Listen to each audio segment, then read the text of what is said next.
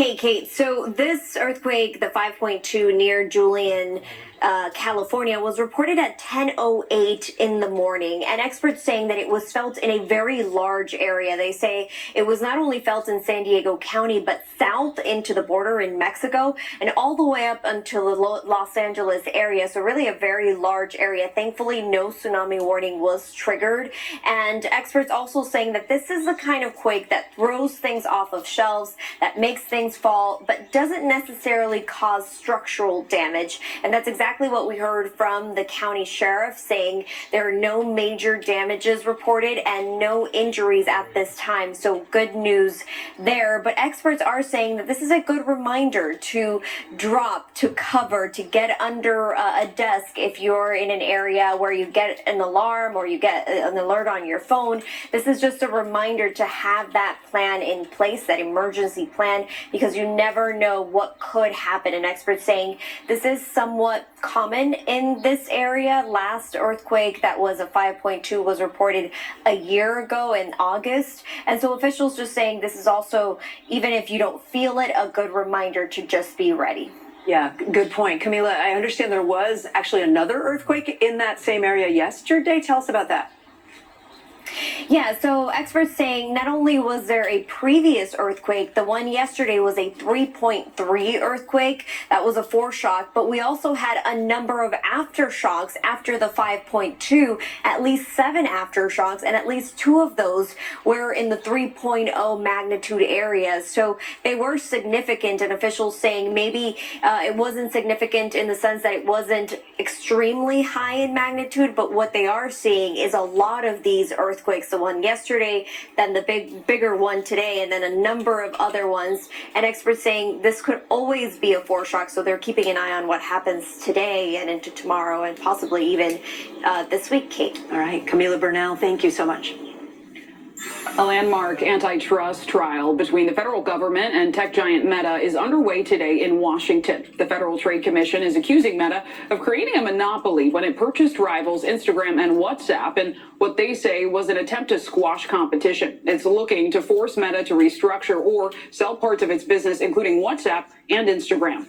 Joining us now, CNBC senior Washington correspondent Eamon Javers. So, Eamon, first off, what have we heard so far in court today?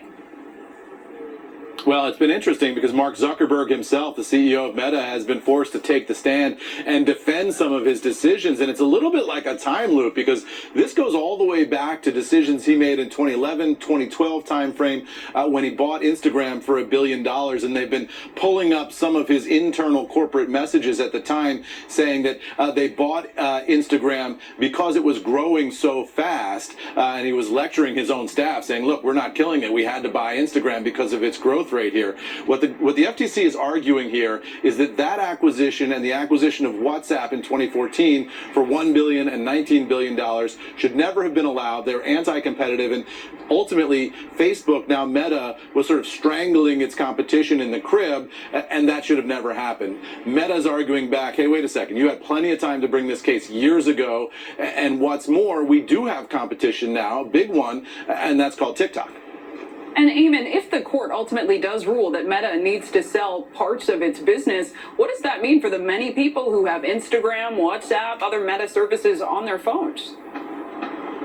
Yeah, I think if you're a user of these services, you might not actually notice that much difference. You know, Instagram and Facebook are sort of very different worlds from a user's perspective right now. The real impact on this will be on Mark Zuckerberg and his company's bottom line. These are very valuable services, and if they're forced to spin those off, that'll ultimately help, or that will ultimately hurt Meta. So if you're a user, though, you'll still have access to these programs. And Eamon, briefly, Mark Zuckerberg, we know, has in recent months made several overtures to President Trump visiting the White House. Is there a chance there could be a settlement here?